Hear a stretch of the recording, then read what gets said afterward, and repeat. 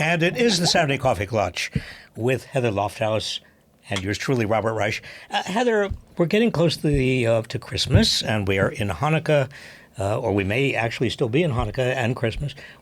How are you? I mean, as it relates to the holidays, or my actual sanity? People have, even if it were a normal year, even if Donald Trump has not spread his miasma across America, the holidays are tough for some people. Yeah. Are they okay for you? They're okay. I mean, so I run nonprofits, so the year end is very busy. So there's like kind of the work side of life, and then I have a child, so I try to make everything feel festive and enjoyable, and we try to give back and do some volunteering and stuff like that. So but I'm personally have gratitude. I'm okay. But I have panic and anxiety about everyone else in this world and country who are suffering so much. I do too. I do too. And we'll get into it. What specifically do you have on your agenda today? I am so glad that we don't have to mention Epstein up at the top. That's for one thing. I'm glad you didn't just mention Epstein at the top. So, I mean, Donald Trump's brain, can we just do a little bit of analysis on that? Yes. I would like to. I think we have to. And all that's been going down, and all that people are doing around him. And then also, we should talk about the economy. We should talk about this war in Venezuela, alleged, what's happening with that. And then we're going to take some questions from people. We want to get questions for next week's class. For next week. Yes. Okay, let's start with Donald Trump's brain. Because here we go. No, but you brought it up. I know I did, but what was I not going to bring it up? But it has been on my mind as well, and it starts on Monday. Right after that horrific killings of the Reiners, and I printed this out because I want to read it to you, and I apologize. I certainly apologize to all of you. I want to just say this is Donald Trump's response. This is the President of the United States. A very sad thing happened last night in Hollywood. Rob Reiner, a tortured and struggling but once very talented movie director and comedy star, has passed away, together with his wife Michelle, reportedly due to the anger he caused others through his massive, unyielding, and incurable affliction with a mind-crippling disease known as Trump derangement syndrome, all in caps. Sometimes referred to as TDS. He was known to have driven people crazy by his raging obsession of President Donald J. Trump, with his obvious paranoia reaching new heights as the Trump administration surpassed all goals and expectations of greatness, and with the golden age of America upon us, perhaps like never before, may Rob and Michelle rest in peace. I really think he has lost it. I think this is mental instability writ very, very large. And I don't know if you saw the speech Thursday night. Oh, yeah. What was your impression of that speech? I mean, similar. I think he's lost it. It's fear. It was so clamped. I mean, he's never been a presidential speaker who connects emotionally with his audience, by the way. He has no capacity. Malignant narcissism, which he had, we saw it, obviously, in the first term. It's very hard to emotionally connect. I think this is why he has no idea what most Americans are going through now in terms of the economy, because he has no capacity for empathy. Zero. But this is more serious. Oh, yeah. And I thought the speech also showed an extraordinary lack of connection, even in terms of his own capacities in his head to connect. I think so, too. So I think, we can't diagnose him with things. We don't have the proper degrees for that. Well, I will claim the proper we can degree. Speculate. But I would agree, based on my experience, it doesn't seem like he's thinking linearly. But also, it's from such a place of fear. And that actually gives me a little hope. So I'm terrified for the country and for everyone and for people who are being targeted in particular.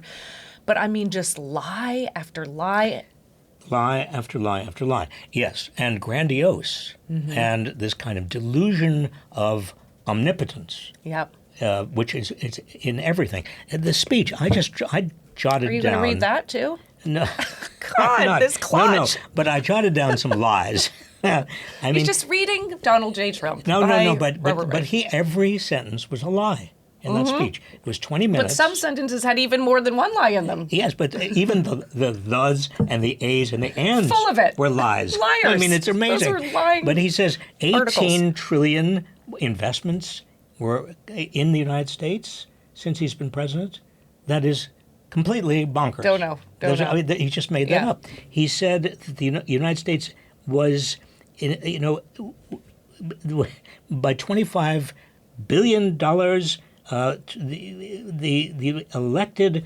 He was elected in a landslide. Oh, yeah, he said that the a price bunch. of Thanksgiving turkey was down. Every swing state, every other state, all the places. That inflation, when he came in, was the worst in 48 years. Yep. I mean, actually, the economy Yeah, was transgender was everywhere. was pretty good when he came in. He settled 8 wars in 10 months. Mm-hmm. Do you know a single war that he settled? No. Gas prices are under $2.50 Yep. across most of America. I mean, No, I know, Bob. Hello, are the gas know. prices down under $2.50 where you are? So not only was there no substance. Eggs are down 82%. He said drug prices are down 400 to 600. Now, when he says drug prices are down 400 to 600%, mathematically, now I did some quantitative stuff. you were in a graduate quantitative nerd, as I remember. School. Thank you. But wish. how do you get prices down 400 to 600%? Here's what it's called. It's this new technique. It's a formula called lying. I mean, I can show you how to reveal code. It's extraordinary. It's It's absolutely so disgusting. extraordinary. I mean, And he starts too with everyone was they had their money being stolen from them, and I've come in. It's the age old. But I think at one point there was when the economy was okay, I think people could eye roll. Some people could eye roll more at this and say Trump being Trump. But I think when the economy is so bad, and when his acts are more egregious on the home front in terms of ICE and what's happening, and then with over the high seas, I think people can't truck with it anymore. well, people know that he's lying about prices because if there's one thing that everybody is aware of, because everybody shops, I mean, almost everybody goes to the supermarket.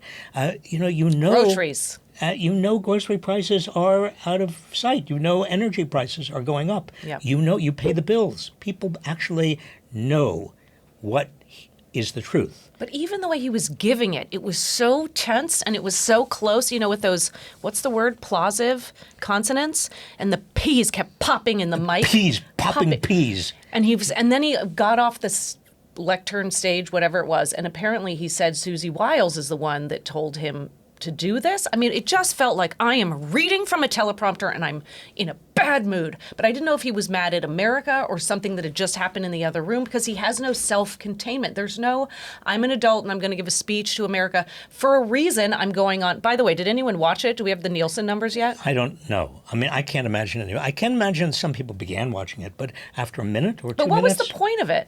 Well, I think the point was that he so badly blew his speech tour that he was going to make the week before, and last week. In Philly and wherever he was. Yes, well, he was going into started in Yeah. rural Pennsylvania, and he was trying to talk about, this mythology of unaffordability, which obviously is not a mythology. He calls it a democratic sham. It's real. And he started to give a speech, and then he went off. And he went off on all of his favorite, pathologies. Yeah, the best hits of. And this is also part of the problem. Did you read that Vanity Fair piece that came out this week? I read it and I looked at it You because both. the photos. Oh, the photos. Weren't the photos amazing? The photos gave away almost as much as the piece. But this was Chris Whipple in Vanity Fair. He had interviewed, he's made a thing about interviewing all of the chiefs of staff. So he interviewed Susie Wiles. Apparently there were a number of interviews he gave or she gave to him. But she's normally sort of a gray ominous, behind Trump. You don't really know what she's doing. She came out from behind the curtain and she said a number of things. The thing that actually stuck to me was that he said she said that Trump has the personality of an alcoholic, in that he feels that he can do anything.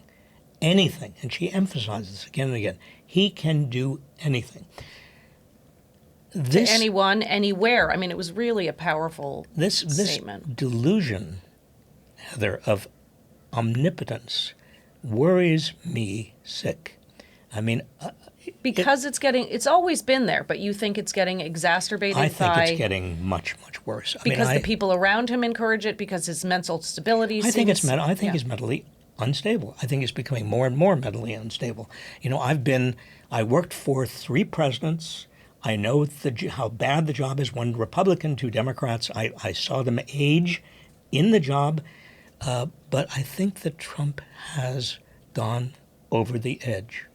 He was not balanced in the first term, in the first Trump administration. Of course, he was, but he is now worse. I mean, substantially worse.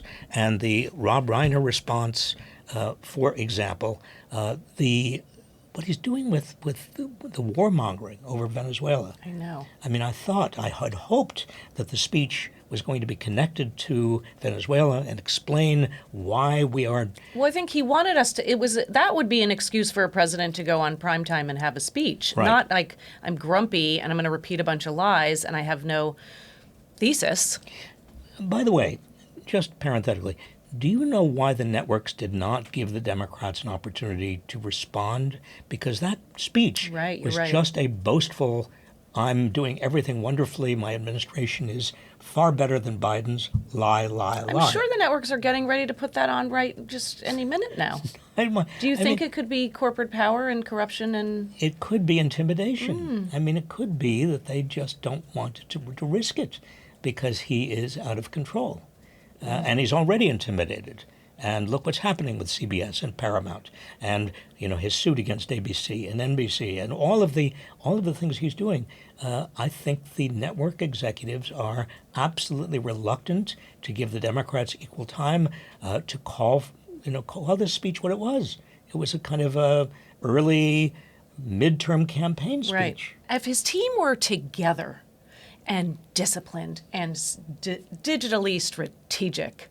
I mean, remember there was like the Joe Rogan day. There was the days where it was like, woo, they know what they're doing. They know what they're doing. They're getting out there. They don't have any clue. I mean, or at least they're not getting through. And it feels like there's all the infighting. So, but Bob, you have been amongst so many presidents and presidential administrations. You've been in the mix. Since Lincoln. Lincoln. That was a hell of a... You loved... We had a civil war. I remember you have... It was really rough. Thank you for what you've talked about, so we all have a better understanding of what it was like so many years ago. Yeah. But I didn't like Grant. Was not my favorite. Not a fan. But yeah. So now I've totally lost my train of thought. Sorry.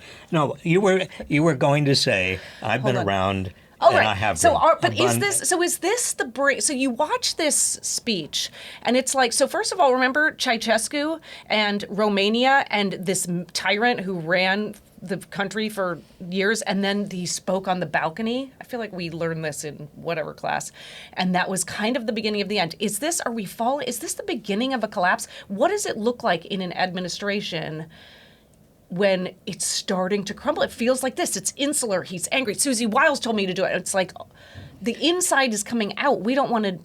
Well, it's a good question. I mean, my fear this week had to do with his brain. I mean, his coming apart. I mean, the horrific reality that the President of the United States is the only person in the United States capable of starting a nuclear war. He has his finger, figuratively, but literally could be, on the button. And he is off his rocker.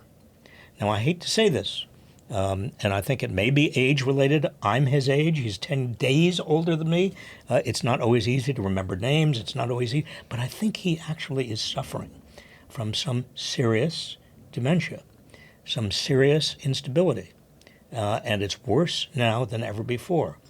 And I do believe, and I wrote this publicly on Substack, that he's got to be out of office, Heather. I mean, either the 25th Amendment which is invoked. It's there in the Constitution for a particular reason, because if a president is incapable of being president, the people around him and Congress can get involved, have got to get him out of there. Or impeachment and conviction. I mean, this is now, I think, we are in very, very dangerous territory. I don't want to sound alarmist.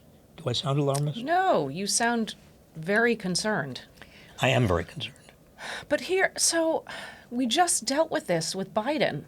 This is the second time something needs to shift. Obviously, it's incredibly different. I think it's fundamentally different in that Biden, I don't think, was ever dangerous. Biden. But don't we want in our president someone who, I mean, is it an age issue? Don't we want someone who we're not like, I know we can't wait the 4 years. We got this. He's broken. Which way is he broken? Look it up in the index. He's broken out. It's a horrible reality, and I feel embarrassed almost to articulate this fear about nuclear war. But if he woke up angry, or something kind of got to him, or he felt that his manhood or his power or his strength were being fundamentally attacked, I would not put it past him. I think the risk is very low. I don't think this will happen. I really don't. But it's not zero risk. I think you're dealing with a very fractured personality. And the people around him kowtow and salute and enable and say, "You're feeling crazy. Here's a microphone. You're feeling off. You're feeling unhinged. Here, just try to read this teleprompter and keep it together." They're totally sycophants. I mean, he chose them because they would be loyal lapdogs. Right. I mean, Hegseth. I mean, you have a Secretary of Defense. He calls it Secretary of War. You have a Secretary of Defense who will do anything Trump wants. An Attorney General who will do anything Trump wants. These people themselves are dangerous. But when they are headed by somebody who is losing it as fast and as much as Trump is losing it, I think they are even more dangerous. But it's also combined with this juvenile, sophomoric, and it's all worse than that. I'm not saying that's the limit of it, but you saw the plaques and the fact that now, it's Trump's Kennedy Center. You mean in the plaques on the wall of presidents, right, that he created? I mean, and they're like Truth Social tweets with the whole bad punctuation, incorrect grammar, all caps. That guy's terrible. He's Russia, Russia, Russia. I mean, these are, don't put anything. But you're going to, so these people say, "Oh, we'll get the engraving, Mr. President. We're just going to tarnish everything." They will do anything for him. If it were just sophomoric. Oh, I know. If it were just undignified, I would say, okay, it's Trump. I think it's worse. Oh, for sure. But you wanted to go into Venezuela, and I cut you off. And I think that the war, essentially the war, and I think it has to be called a war because that's, we've killed over 95, could be 100 people already. But now we're talking about land and drugs. I mean, he's rebranded the war. He's trying to rebrand everything. Do you remember Wag the Dog? We should watch that. We'll do a watch along of Wag the Dog. That was good. Wag the Dog is a good exemplar of what we're talking about in terms of trying to find a justification. There is no justification for this war on Venezuela. And he says he may go to the rest of Latin America. He says this past week, that he is now thinking about going by land. Sea is we don't have a declaration of war from Congress. We don't know why these people are being killed, these 95 to 100 people, sailors on small boats. We just have an allegation that they were smuggling or are smuggling drugs. At the same time, Trump pardons Hernandez from Honduras, who brought in 400 tons of cocaine and was convicted of that crime. So if you're pardoning the former president of Honduras and he was sentenced to something like 45 years. Mm-hmm. If you're pardoning him for smuggling, that's so much. It's not like he just had a little bag in his pocket on the way in for a meeting. And it wasn't a small business. No. This was a gigantic business. So what are you doing in the Caribbean? What are you doing? But then you saw that he said fentanyl is now a weapon of mass destruction on our streets, and, fentanyl. Cocaine is at least as dangerous. And look at what the Sacklers did, I know. for example. I mean, the inconsistencies, the absurdities in this administration. Also, the strong man. Okay, do you want to talk about addiction? Let's talk about what policies where should the money actually go if we want to work on Addiction. Yeah, and drugs and all of this. Of course. And there's less and less money. And look at who he put into HHS, in charge of public health. We have a measles epidemic opening up right underneath our noses. This is where and I'm talking about Trump's mental instability really affects individuals, affects real people, affects people out there who are, whether they're buying groceries or trying to protect their kids from measles or trying to just live. You have somebody who is very dangerous. And I think it's less likely to be tolerated when the economic numbers are so horrific. It's like we just can't. We can't feed our kids, and we can't deal with that anymore. Well, we got some economic numbers this past week. And although the numbers are a little fuzzy, we can't. And why is that? Because we had a shutdown, and because the Bureau of Labor Statistics and the Commerce Department's Bureau of Economic Analysis were shut down. Still, the numbers we have show some real problems. The latest numbers we have on employment, for example, show that the unemployment rate went up to 4.6%. We haven't seen that high a degree of unemployment, and that hides all the people who have given up looking for work. I mean, essentially. We also know that the number of hours worked by people, the wages that they are making, despite what Trump said, it's really stagnant. I mean, the whole economy is stagnant. I think it's stagnant largely because of Trump's, his tariffs. A lot of employers tell me that they don't want to expand, they don't want to hire, because they don't know what's going to happen. Right. A lot of individuals also are not buying as much because they don't know where their paychecks are going to come from. So Donald Trump has undermined, if not wrecked, the entire U.S. economy. No matter what he says, this is the reality. Yeah. What do we do, Bob? I mean, what we do is, if we can't take over, we being sane people, I don't mean just Democrats, I'm talking about sane people. Some Republicans are coming around. Oh, I know, big time. I mean, Is this what it looks like? I mean, what does it look like? So when you have, is it Wile E. Coyote or is it the Roadrunner who's off the cliff and spinning? I thought it was Roadrunner in my Roadrunner day. is the good one. Yeah. Wile E. Coyote just tanks. Roadrunner used to just go out and look down, and then he tanked. Right, but so is that where are we off? Are the legs spinning and we're off the cliff? I mean, what are we looking for? Are we looking? So Marjorie Taylor Greene jumped ship. Republicans are not going to truck with certain things, but what about? I mean, what's the next? Is it leaks? Is it recrimination? What are we looking for to know we're falling? I'm amazed that Michael Johnson, Speaker of the House, continues to be Speaker, because I think his days are numbered. I think that Trump is... He's going to be so relieved when he's done with that gig. You mean Michael Johnson? I just feel like... I don't know. I have no sympathy for him. I'm just saying, can you imagine who's going to be next? Who's going to be the next Fed chair? I mean, I just look at these positions and I'm like... Well, Heather, I've spent a lot of time in Washington. Tell us. Power is addictive. People Turns out. want power. Right. They love power. Michael Johnson, I'm sure, loves to be Speaker, even though it's probably the worst job you can imagine under Trump, where Trump is calling you every day and saying, here's what I want, and why haven't you done this? The Fed chair is a different animal. That is a powerful position on its own, because the Fed is still, quote, an independent regulatory agency, and whatever the Supreme Court does, it's going to stay an independent regulatory agency.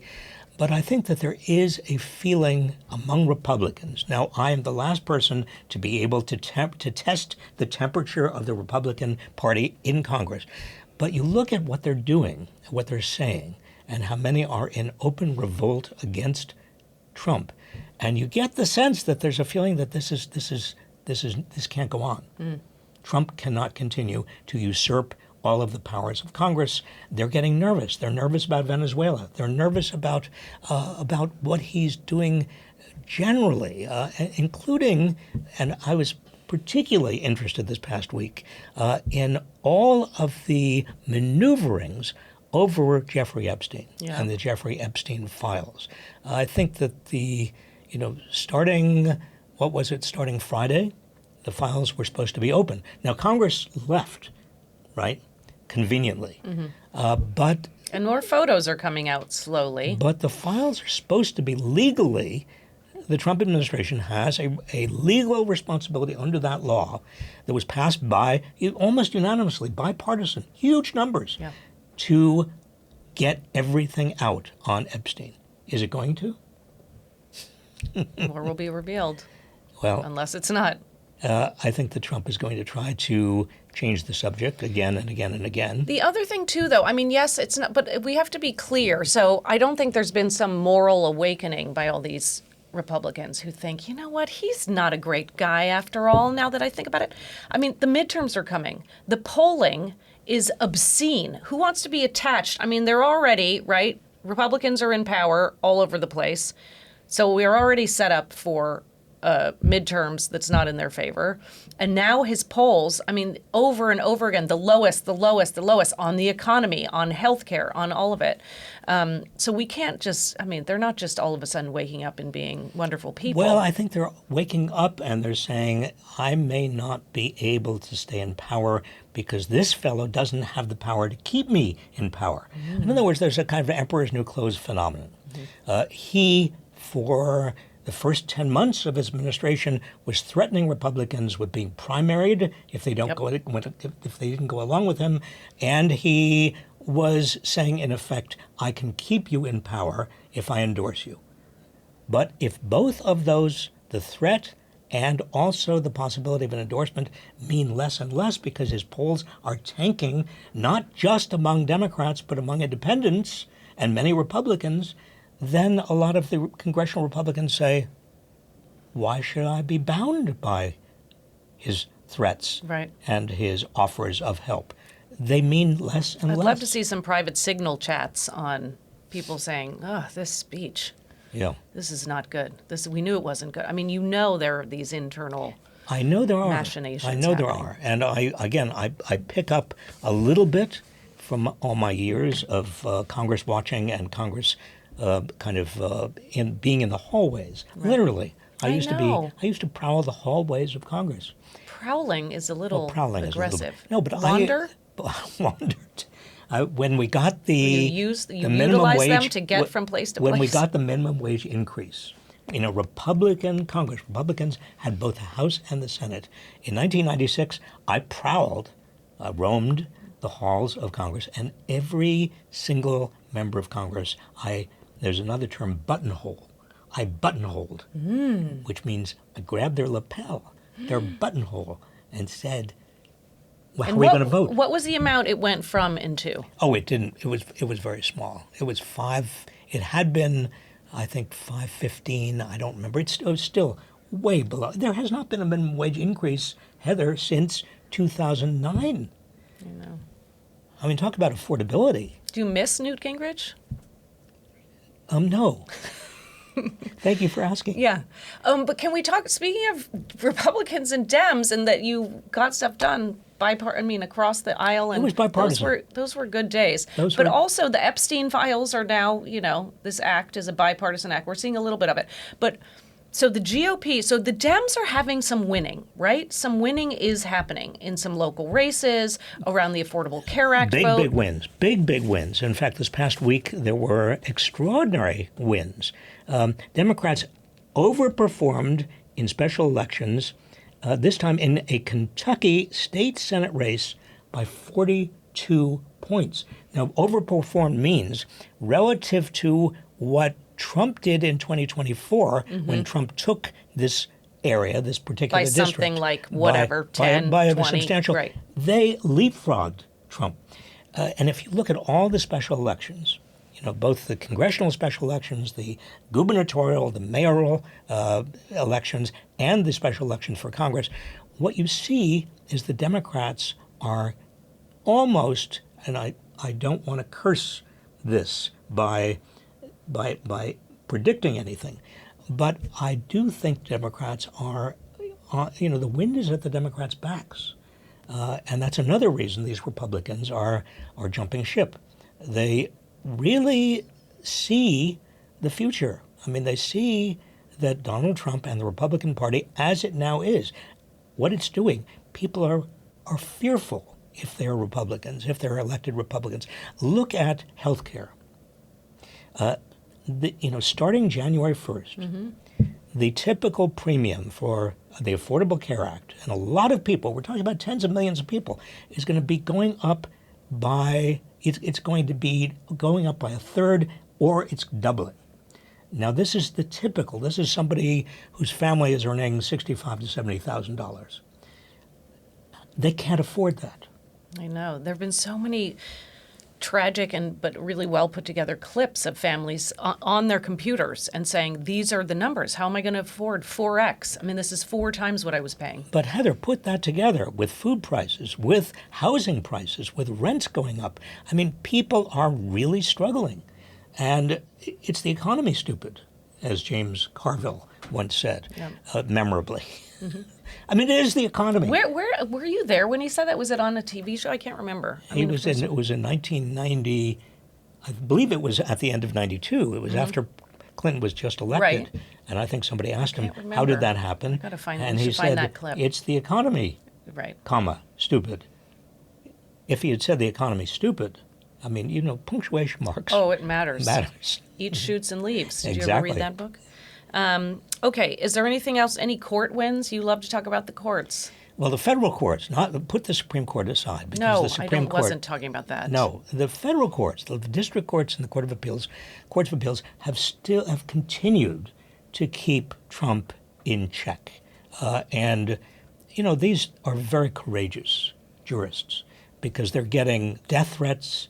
They are getting, their homes are getting delivered, pizzas are being delivered. I mean, all kinds of stuff, swatting is going on, but they continue. These federal judges are continuing to maintain the rule of law. I did write something down here. The D.C. District Court, the Court of Appeals, rather, tossed out a ruling allowing Trump's mass firings at the Consumer Financial Protection Bureau. A big deal. A federal judge reversed hundreds of federal worker firings finalized during the shutdown. A Wisconsin county judge ruled that Trump's aides can face felony charges, forgery charges for their roles in the 2020 fake electoral scheme. I mean, these judges are holding Trump's and his associates and his enablers' feet to the fire.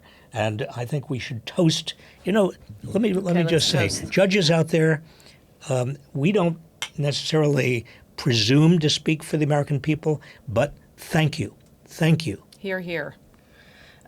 Keeping the rule of law going. So this is going to be, it's going to be next time you and I coffee. Yes. Which is a verb. Is that a verb, to coffee? Yep, it is now. Huh. To clutch. Clutch is for Well, clutch is a verb. Clutch is a verb. So it will be the last one of 2025, and so we would. It's been a hell of a year. You're telling me. 2025. It's been good to do it I with thought you. 2020 was a bad year. I thought January 6, 2021 was sort of the worst we had ever seen, but 2025. It's been grim. Has been really grim. I know. Okay, so we're going to talk about that, and we have to. We're going to celebrate. We're not going to celebrate. We're going to reckon with it. Is there Yeah. what are the learnings? This is frameworks. This is what we're good at. But we want to hear from you all in the comments. Now, what do you want us to be talking about next week? And that's right. What are your questions to us?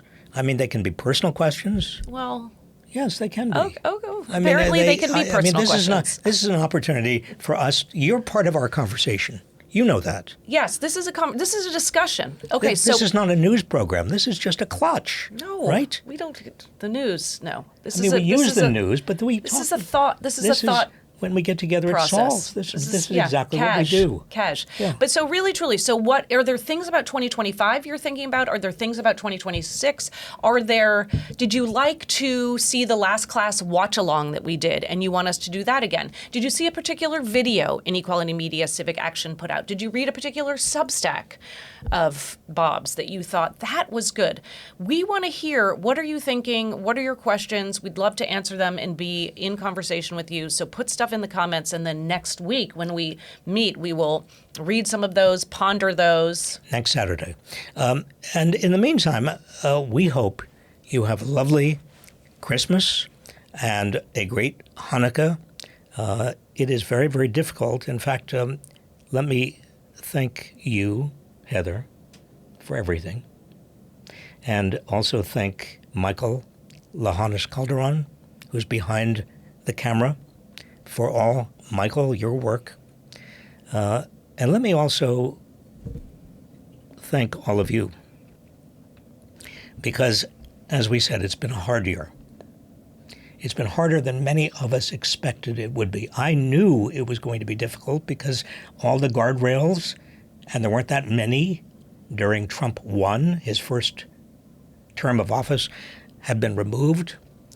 But it's worse than I had expected.